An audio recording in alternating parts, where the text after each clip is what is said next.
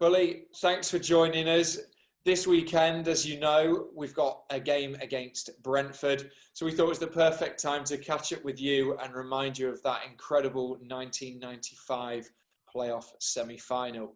I Aye. thought we'd start by discussing the first leg, a really tight game. I remember when we spoke to Neil Warnock during lockdown, he said they missed chance after chance. And Yeah, I think they absolutely battered us. To be honest with you, we were poor on the evening, and we were lucky to get away with a 1-1 draw. To be honest with you, like I said, they could have went in 4 or 5-0 up, you know. And if I remember rightly, we after the game initially finished, um, they were jumping for joy. You know, they thought they'd won it. Their place was already booked for Wembley. But you know, we never make things easy for ourselves. We never did, do we? You know, and it was. But you know, we just had and to be honest with you, it spurred us on a little bit more because they were cheering and laughing and joking. You know, and we could hear them in the dressing room, and you know, for myself, not just probably the rest of the lads, but for myself, it really wound me up, and it made us make a conscious effort that we were going to go down and absolutely give it our all, and hopefully get through to Wembley, which obviously we did in the end. yeah, it's that second leg that really sticks in the memory. Yeah. I want to pick your brains about the team talk first of all, if you can remember. When we spoke to Neil Warnock, he mentioned to us a story about a crate of champagne. Champagne, yeah, that's right. We would. Neil used to obviously before he came in and speak to us about the game and who we're playing and what he wanted us to do. He used to get himself a drink and wander off and do his little bit of a mindset for himself, obviously. And he came back in and he said, they've only got the champagne ready already and stuff like that. He looked at me, he went, "What are you up for this?" And I was psyched up from probably, you know, from the early morning of the day of the game. I was just like a can of pop ready to pop, you know. And I said to him, "You just don't need." But years and years ago, I didn't know how to handle that sort of, like, you know, that the bubbling can of pop. But yeah. Over the period of time with Neil, I managed to, you know, keep it in check. Obviously, if I'd have went pop, and I'd have been in, I'd have been sent off after about 5 minutes. I'd have put about 6 of them in the stand. But no, it was, and like, as Neil himself and all the rest of the lads, we had characters in that dressing room. We knew that was just a spur we needed, and we thought, right, you went having this, and we just used to like to upset the party, basically. Yeah, I can imagine for you, obviously, you said you were like a can of pop even before that story, but for you, it was probably the biggest game of your career, of your life. Yeah, it was. It was just don't get me wrong, not just me, for a few players, well, like the younger lads, Boozy, and obviously Jeppo, who's coming to the latter end of his career and stuff like that.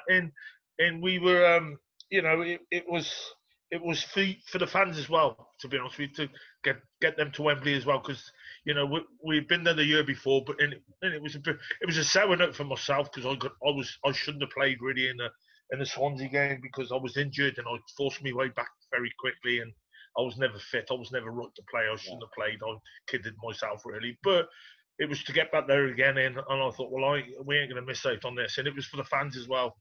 That was it for me, really. It was more for the fans. Yeah, and that semi-final, the second leg itself, the game was really tight, wasn't it? Mm. Well, it was. It was never a penalty for me. For all God's end, it was never a penalty. You know, it wasn't at all. And obviously, Franny was unlucky not to keep it out. But I thought when we equal, they were on top until we equalised, and once we equalised, I thought we had the better of the chances, especially in extra time. We had a lot like Chris Billy when he went through in, and the keeper's dived the one way, and it's hit his foot and gone around the post. In extra time and stuff like, and you know, and it was just, and like we all said, when it comes down to penalties, it is a lottery, really, isn't it? You know, It's who's got the balls really to keep. It is. It is just a look at a draw really. But lucky for us, we managed to do it. Yeah, talking of those penalties, did you, when they were putting the order together, did you say, right, I want the 5th penalty? No, I was down for the 4th.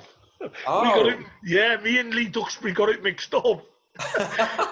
Lee Duxbury, I was down for the 4th, and Lee Duxbury was the 5th. And then when we got there, we got to the penalties, Dux said to me, I said, what are you doing? He said, you're number 5. I said, why? He said, I bottled it, I put myself down for number 4. So he left, and he didn't tell me until after. And I went, wow. Because if you look at it, if you look at the penalties, he's told me just as the penalties, as we start to take the penalties, I'm pacing up and down. I'm away from all the lads. And I'm thinking, oh, no, please, I don't want this to fall to me. And obviously, lucky enough, there was some good penalties. Franny made a couple of, good saves and whatnot. But when Bates, the captain at the time, missed it, I thought to myself, I remember running down to it, and I just thought to myself, don't change your mind, just turn around and run back and just smash it as hard as you can. Even Neil will tell you this. He said to me, he says, the worst penalty he's ever seen. I was just about to say that to you. He said, I stopped the ground, and I didn't. I hit it as hard as I could. And even I was talking to Darren, the keeper, after, and he said to me, he nearly bust his wrist. So he's done. He said, bloody hell. He said, if it had hit me in the mid-wrist, he said he'd have took me in the net with him. And I can remember, yeah. But the emotions from there on are unreal. When you're walking down to take the penalty, Neil said that you were walking down confident as anything. He said he could imagine in your heart it was proper beating. Oh yeah, I'll tell you. Really fast. What was that like? It was good. And the emotions, I felt all right. I felt confident. I felt great. I felt fine. All right, my heart was going a little bit, but it was more before, because like I said, I was pacing, and I thought, no, I can't be doing this. I can't be. But as soon as I took the penalty, and we scored, the emotions after the game, that's when it hit me. I was physically sick after the game, and I was in the toilet and I was physically sick. I was sick everywhere because I'd been bubbling all day and playing the game, the adrenaline, and as soon as the game finished and we went in the dressing room, you see me, I was walking on my hands, I was bouncing in the dressing room, I was doing everything. The champagne wasn't going, but I had about 5 minutes on my own where I was in the shower and I was physically, and I mean wrenching, I was sick. Because the adrenaline, but the realization then of like what would have happened if I wouldn't have scored, what might have happened, but what did happen, obviously the rest is history, isn't it? Yeah, and the fans were bouncing as well. Oh, there was no. To be honest with you, I've like I've said to many times before, I've played in front of some fans in my life. I've never played in front of anybody more passionate, more loving and more vocal together than Huddersfield Towns. And like I said, when I left Huddersfield and I went to Swindon and Bury and I went on loan to Sheffield, it was a job. It became a job then. Football, playing for Huddersfield was just brilliant. I loved it. I'd have done it for nothing. But after that, it became a job, and I didn't like it like anything.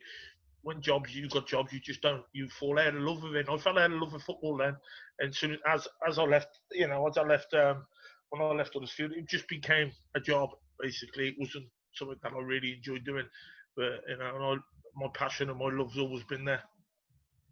Yeah, and obviously after the semi-final, from that point on, how long did it take to get over that victory first of all, and then the final? Were you always confident that you were going to beat? Well, yeah, we obviously went back up to Huddersfield. We had a great night on the coach all the way back up, and a few beers and a few things were flying around, and God knows what. But we went in training on the think, I can't remember, a couple of days later, and Neil, and it was a job, we had to do a job. The job hadn't been done. We couldn't celebrate the fact that we won the semi-final. You know, go and lose at Wembley, and then what was it all for? You know, we still had to do a job, and it wasn't like, oh, this is a day out, this is a party. No. Neil brought us straight back down to ground, and he just, you know, he got us focused, took us away to the Belfry and things like that, and we went away for a few days, and yeah, he had me on, he had Ronnie Jepson and shackling me. Yeah, he wouldn't let me out of my sight. You know me, like I said, I'm like a jack in a box. Then I was all over the place.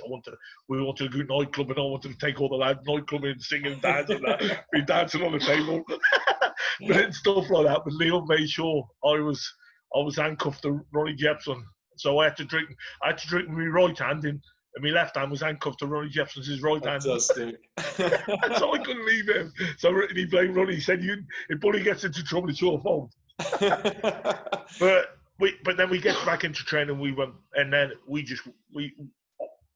because before the first leg, Brentford, up and down, we had dropped off a little bit, and and I thought, because didn't we lose about 4 or 5 games? And we were flying at one stage. We should have won. We should have won automatically. We should have won the league that year, really. We were flying, and then we dropped off with a few injuries. And but we went into training that week. We led up to the Wembley and whatever. I thought, oh, here we go. We back to this, and I was confident we could beat Bristol. I was very confident we could beat them. You know, so that was it. Yeah, and then obviously the playoff final itself was history. Yeah.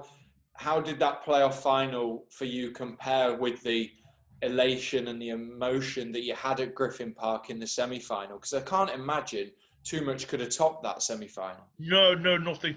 The thing is when I went to Wembley the first year, I can't remember nothing about it. I was frustrated. I was angry. I was angry at myself. I was angry at Neil. I was angry at the gaffer, obviously, because he brought me off. But it was the right thing to do. And I lost all focus. I can't remember. So I knew this time I had to soak everything up, and to because I thought, well, you get the ones, but to do it again the second year, you just gotta. And I can remember, and it was the build up to the fans. You know, it was getting your family sorted, getting the kids ready, getting everything, and getting everybody sorted to get down there. It was a great day, but like I said, a job had to be done. It was no good going down there just to turn up and being party poopers. And at the end of the day, we did what we had to do, but nothing can take away the Brentford moment. That was, for me personally, it was, well, you can't describe it. Like I said, I wish to God somebody could bottle that up and that emotions and keep it for the rest of your life. And I can keep that. That's what I can always look back at that and say, that's what I did. And that's what we did as well as a club. Fantastic. And Bully, thank you very much for remembering that game with us. You've shed some light on some new stories as well. It's been great to speak to you. Yeah.